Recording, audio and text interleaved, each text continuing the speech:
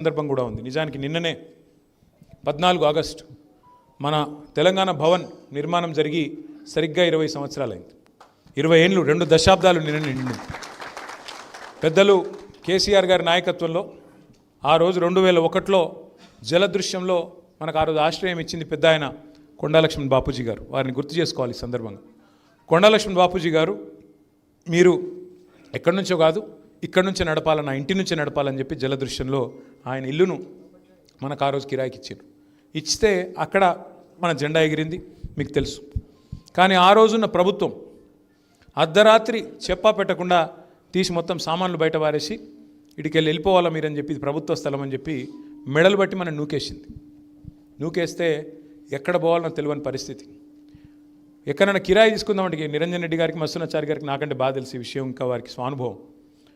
ఆ రోజు కేసీఆర్ గారు చెప్తుంటే నాకు తెలుసు, ఆ రోజు కిరాయికి ఇచ్చేందుకు కూడా భయపడ్డారు. మనకు ఏదో ఒక పార్టీ ఆఫీస్ కిరాయి ఇచ్చేందుకు భయపడ్డారు. అప్పుడున్న హోంమంత్రి గారు ఫోన్ చేసి బెదిరించిండు, ఎట్లా ఇస్తారా మీరు టీఆర్ఎస్ కిరాయి, ఏం చేయాలనో తెలియని పరిస్థితి. చివరికి ఒక రెడ్డి గారు ఒక ఆయన ఎమ్మెల్యే కాలనీలోకి వెళ్ళిస్తే అక్కడ పోయి మనం పెట్టుకొని ఎన్నికలకు పోయేదాకా అక్కడే నడిపి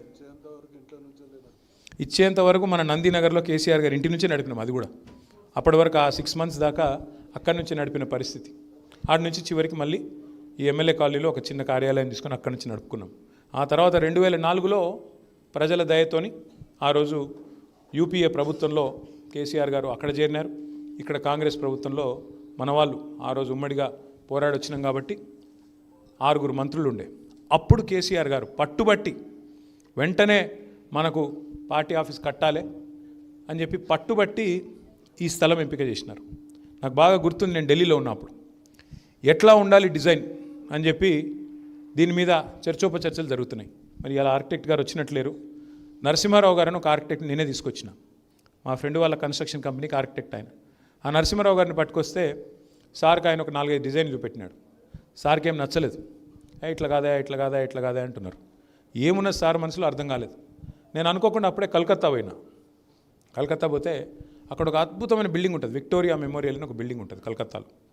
ఆ విక్టోరియా మెమోరియల్ కొన్ని ఫొటోస్ తీసుకుని తీసుకొని నచ్చుతుందేమో దబ్బన చూద్దామని చెప్పి, చాలా బాగుంటుంది అపురూపంగా, ఎప్పుడో బ్రిటిష్ వాళ్ళు కట్టిన బిల్డింగ్ అది. ఆ విక్టోరియా మెమోరియల్ బిల్డింగ్ తీసుకొచ్చి సార్కి చూపెట్టిన. ఇది ఎట్లున్నది సార్ అంటే, సార్ అన్నారు బాగానే ఉంది కానీ ఇందులో అంతా ఇంగ్లీష్ వాసన ఎక్కువ ఉంది, బ్రిటిష్ వాళ్ళ వాసన ఎక్కువ ఉంది, అట్లా కాదు, మన దగ్గర మన స్టైల్లో, మన డెక్కనీ స్టైల్లో కట్టాలి, దీన్ని బేస్ చేసుకోండి అని చెప్పి ఆర్కిటెక్ట్కి దీన్ని బేస్ చేసుకొని దీనికి ఇట్లా చేస్తే బాగుంటుంది.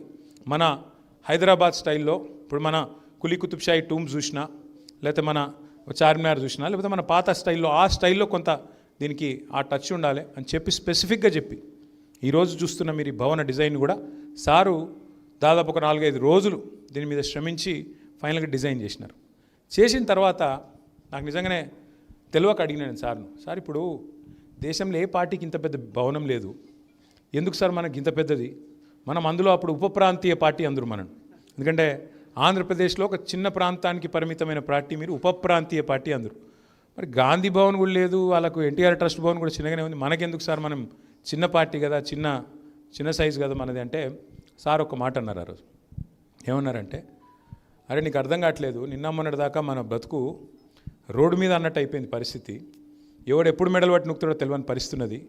నేను తెలంగాణ ప్రజలకు ఒక సందేశం ఇవ్వదలుచుకున్న ఈ భవనం ద్వారా, ఈ పార్టీ అనేది ఈ ఒక్క రోజుకో 2 రోజులకో కాదు, ఒక అద్దె కొంపలో కాదు, తెలంగాణ వచ్చేదాకా, తెలంగాణ నిర్మాణం జరిగేదాకా ఉంటుంది అని చెప్పడానికి ఈ భవనమే ఒక అద్భుతమైన స్టేట్మెంట్ కావాలి, ఈ భవనమే ఒక నిదర్శనం కావాలి, ఒక ఆత్మవిశ్వాసాన్ని పెంచే ఒక నిర్మాణం కావాలి.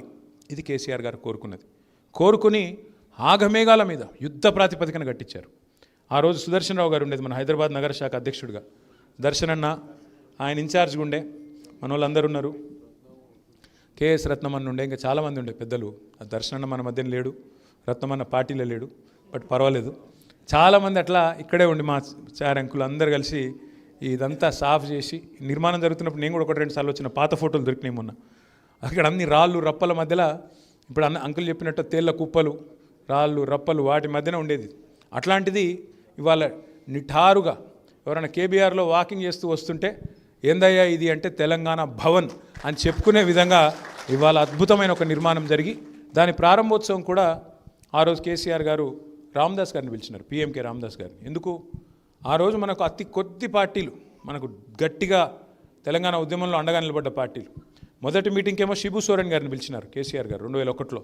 ఆ తర్వాత రామదాస్ గారిని పిలిచి వారి చేతుల మీదుగా ఆ రోజు ప్రారంభోత్సవం చేసుకొని సరిగ్గా నిన్నటికి 20 ఏళ్ళు నిండింది. మరి ఆ ఈ 20 ఏళ్లలో మనకు సేవలు చేసిన వాళ్ళు మన పార్టీ ఆఫీస్లో కూడా మన నాయకులు చాలామంది ఉన్నారు, మన కార్యకర్తలు చాలామంది ఉన్నారు, వాలంటీర్లుగా పనిచేసిన వాళ్ళు ఉన్నారు, వాలంటరీగా పనిచేసిన వాళ్ళు ఉన్నారు. వాళ్ళందరికీ ఒకసారి గట్టిగా చప్పట్లతో అభినందనలు చెప్దాం. మన పెద్దలు ప్రొఫెసర్ శ్రీనివాసరెడ్డి గారిని గుర్తు చేసుకోకపోతే తప్పవుతుంది.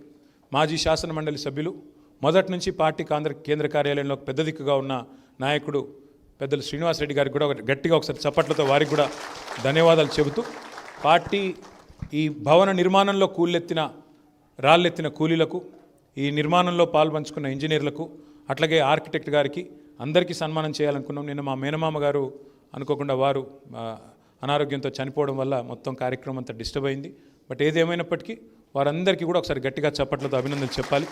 అట్లాగే 2006లో బెస్ట్ కాంక్రీట్ స్ట్రక్చర్గా ఆల్ ఇండియాలో ప్రైజ్ వచ్చింది. అచ్చా, అది కూడా వచ్చిందా మనకు?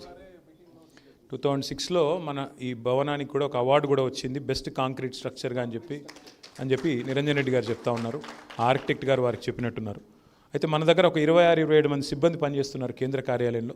దాంతోపాటు జిల్లా ఆఫీసులో పనిచేసే వాళ్ళకు కూడా నెక్స్ట్ ఇద్దాం. మా తమ్ముడు సాయి కిరణ్ ఆలోచన ఇది, నిజానికి వాడికి క్రెడిట్ ఇవ్వాలి. ఎందుకంటే తలసాని సాయి కిరణ్ యాదవ్ ఏం చేద్దాం మనం అని ఆలోచిస్తున్నప్పుడు నేను చంద్రశేఖర్ రెడ్డి గారు తమ్ముడు ఉన్నాడు అక్కడే ఉండి, అన్న ఇట్లా ఇన్సూరెన్స్ ఇస్తే బాగుంటుంది, వాళ్ళకి మంచి బట్టలు పెట్టి ఇన్సూరెన్స్ ఇస్తే చాలా బాగుంటుంది అని ఒక మంచి కార్యక్రమం చెప్పినాడు. థ్యాంక్ యూ తమ్ముడు. చెప్పడమే కాకుండా ఇవాళ ఈ కార్యక్రమం మొత్తానికి కూడా సూత్రధారిగా కూడా వ్యవహారం చేసినాడు.